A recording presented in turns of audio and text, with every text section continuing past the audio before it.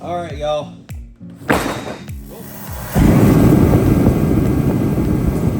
Woo! It's a cold one out in the shop today, guys. So we are less than a week. We're like 6 days left before we need to leave to go to sick week. And we have no roll cage in this car. Motor's being put together. Not in it. It's literally being assembled. And still got a little bit of wiring stuff left to do. But today's cage day. We are going to be working on the cage. I've got a lot of stuff kind of in place and laid out, so we can go ahead and start doing that. Well, guys, it is the Trailblazer's turn to get a nice, tight-fitting chromoly cage.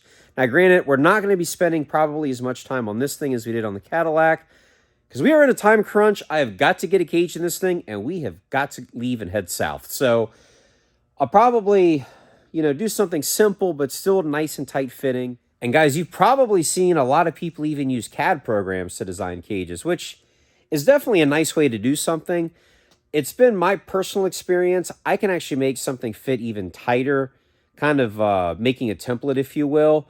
Reason being, sometimes there is a little bit of wiggle room, on that CAD stuff as far as what initial measurements you're starting with. And I don't know, for 99.9% of the people, it's probably awesome and great, but we like to go one step further and just make sure it is just as tight as possible.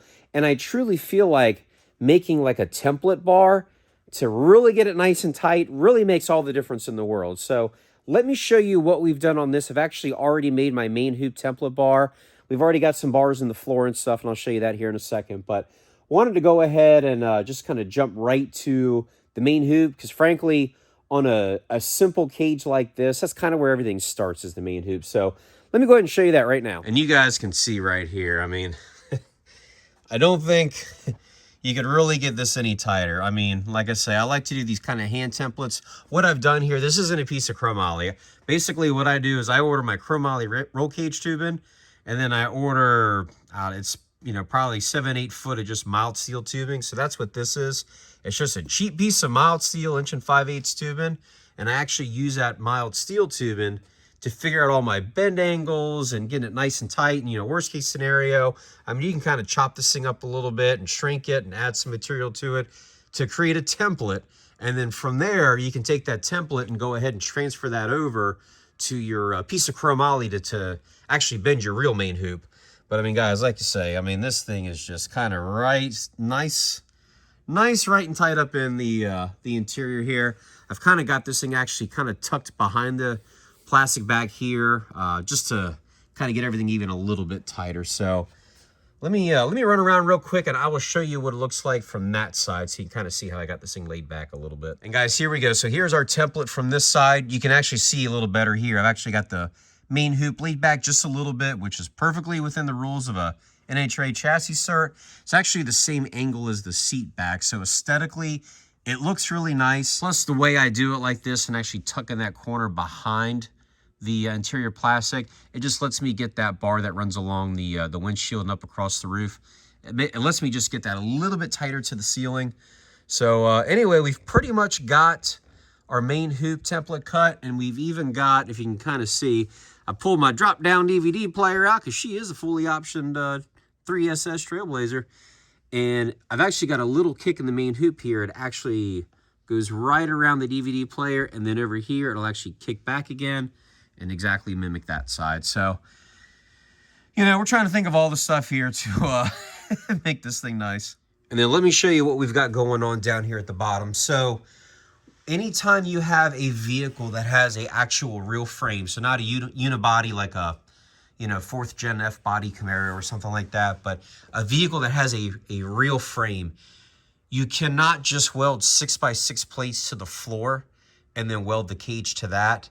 Not going to fly for a 850 NHRA chassis cert, so or faster.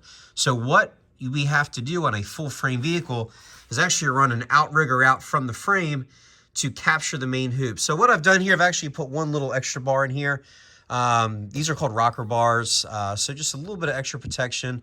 It stiffens the cage up just a little bit more between the uprights, and you can kind of see what I've got going on back here is I've got my outrigger coming out. Everything's tacked together because Once I actually make everything inside, I'm going to drop the cage down a little bit so I can weld everything, weld the tops, and then push it back up. And hopefully there's enough light in here. But you can see this is the main hoop coming through the floor. And then it's just, you know, nice kind of, you know, fitting tight notch right there. That'll get welded up, or at least it'll get it tacked in. I'll drop it down, get it all welded up, put it back up. And then we'll weld the hole back up on the floor so that way, you know, everything's nice and tight there.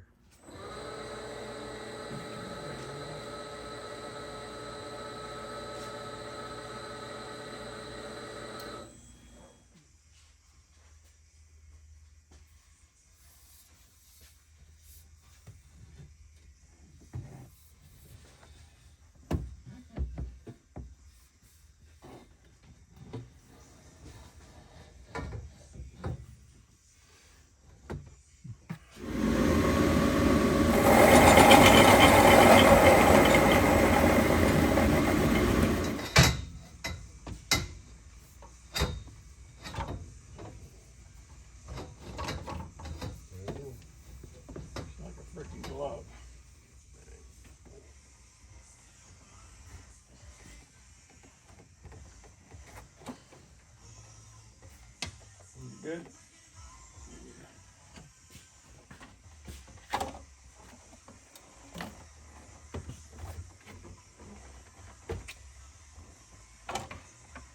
Going under that, aren't we? Yeah, lift it up. Right.